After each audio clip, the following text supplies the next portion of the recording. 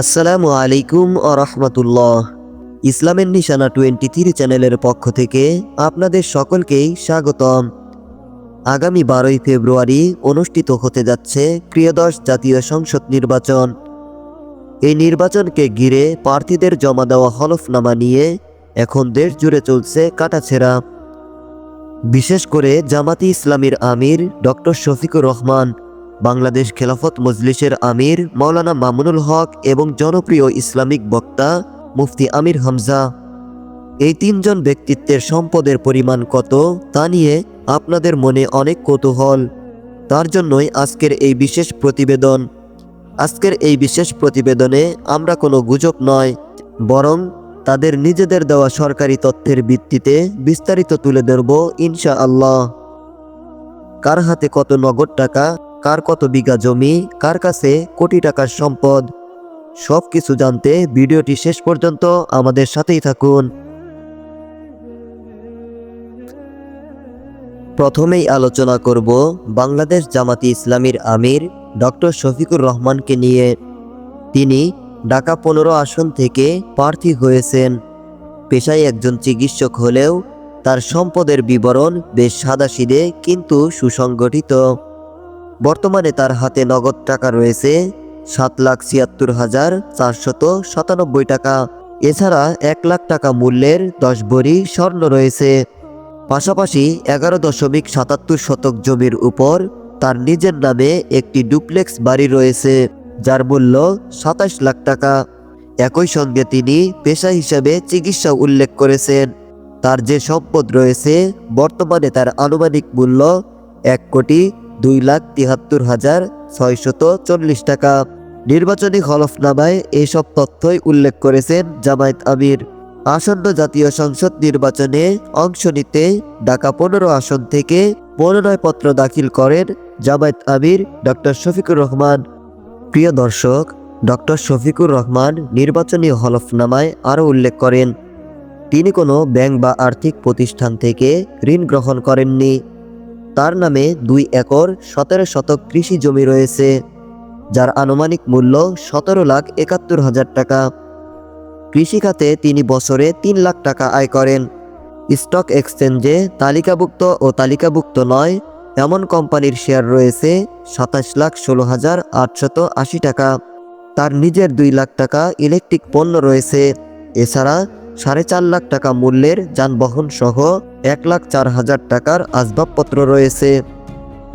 Bank ও আর্থিক প্রতিষ্ঠানে জমাকৃত অর্থ হিসাবে 4,09,263 টাকা দেখিয়েছেন।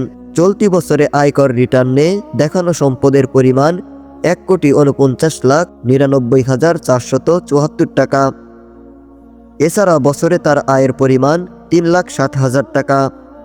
এই ছিল ডক্টর শফিকুর রহমানের নির্বাচনীয় হলফনামার সম্পদের হিসাব। প্রিয় ভিউয়ার্স, এবার আসা যাক বাংলাদেশ খেলাফত মজলিসের আমির মাওলানা মামুনুল হকের তথ্যে। ঢাকা 13 আসন থেকে মনোনয়ন জমা দেওয়া এই নেতার হাতে নগদ টাকার পরিমাণ সবাইকে অবাক করেছে। ঢাকা 13 আসন থেকে আসন্ন জাতীয় সংসদ নির্বাচনে অংশ নেওয়ার জন্য মনোনয়নপত্র জমা দিয়েছেন বাংলাদেশ খেলাফত মজলিসের আমির মাওলানা মামুনুল হক। মনোনয়নপত্রের সঙ্গে তিনি হলফনামাও জমা দিয়েছেন। হলফনামার তথ্য অনুযায়ী তার হাতে নগদ অর্থ রয়েছে 83,02,837 টাকা।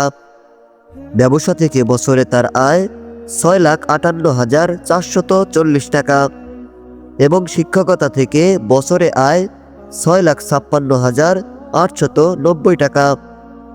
স্টক এক্সচেঞ্জে তালিকাভুক্ত নয় এমন কোম্পানির শেয়ার রয়েছে 1 লাখ টাকার। তার নামে 2 লাখ টাকার আসবাবপত্র রয়েছে। অকৃষি জমির মূল্য 81,88,058 টাকা। চলতি বছরে তিনি আয়ের পরিমাণ দেখিয়েছেন 8,76,890 টাকা। আয়কর রিটার্নে সম্পদের মোট মূল্য উল্লেখ করা হয়েছে 1,67,91,395 টাকা। এই ছিল বাংলাদেশ খেলাফত মজলিসের আমির মাওলানা মামুনুল হকের নির্বাচনীয় হলফনামার সম্পদের হিসাব। প্রিয় দর্শক, তালিকার তৃতীয় জন হলেন আলোচিত বক্তা মুফতি আমির হামজা, যিনি কুষ্টিয়া ৩ আসন থেকে নির্বাচনে লড়ছেন। এদিকে মুফতি আমির হামজা কুষ্টিয়া ৩ আসন থেকে ত্রয়োদশ জাতীয় সংসদ নির্বাচনে অংশ নেওয়ার জন্য মনোনয়নপত্র জমা দিয়েছেন। আলোচিত ইসলামী বক্তা ও জামাতি ইসলামীর প্রার্থী মুফতি আমির হামজা হলফনামায় উল্লেখ করেছেন তার বার্ষিক আয় ৮,৬১,৪০০ টাকা।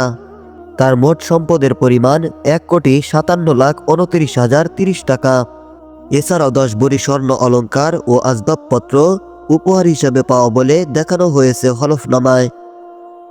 মুফতি আমির হামজা পেশা হিসাবে কাপড় ও বইয়ের ব্যবসার কথা উল্লেখ করেছেন।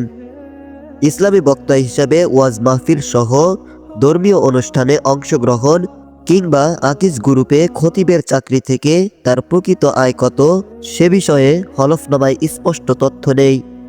এ বিষয়ে মুফতি আমির হামজা জানান, ওয়াজ মাহফিল থেকে যে আয় হয় সেটিকে বার্ষিক আয়ের হিসাব দেখানো হয়েছে। এই ছিল মুফতি আমির হামজার নির্বাচনীয় হলফনামায় সম্পদের হিসাব। প্রিয় ভিউয়ার্স, এই 3 ব্যক্তিত্বের মধ্যে আপনি কোন ব্যক্তিকে নিজের আইডল মনে করেন কমেন্ট করে আমাদের জানাতে ভুলবেন না। প্রিয় দর্শক, আমরা 3 জন নেতার হলফনামায় দেওয়া তথ্যের একটি তুলনামূলক চিত্র দেখলাম। এই তথ্যগুলো প্রার্থীদের নিজেদের দেওয়া এবং নির্বাচন কমিশনের ওয়েবসাইটে সংরক্ষিত। এই সম্পদের হিসাব নিয়ে আপনার ব্যক্তিগত মতামত কি? আপনি কি মনে করেন আলেমদের এই পরিমাণ সম্পদ থাকা স্বাভাবিক? কমেন্ট করে আপনার মতামত আমাদের জানাতে ভুলবেন না। ভিডিওটি ভালো লাগলে শেয়ার করুন এবং ইসলামের নিশানা 23 সাবস্ক্রাইব করে আমাদের সাথেই থাকুন। আজকের মতো এ পর্যন্তই। ভালো থাকুন, সুস্থ থাকুন, আর হ্যাঁ, নিজের প্রতি খেয়াল রাখুন। আসসালামু আলাইকুম ওয়া রাহমাতুল্লাহি ওয়া বারাকাতুহু।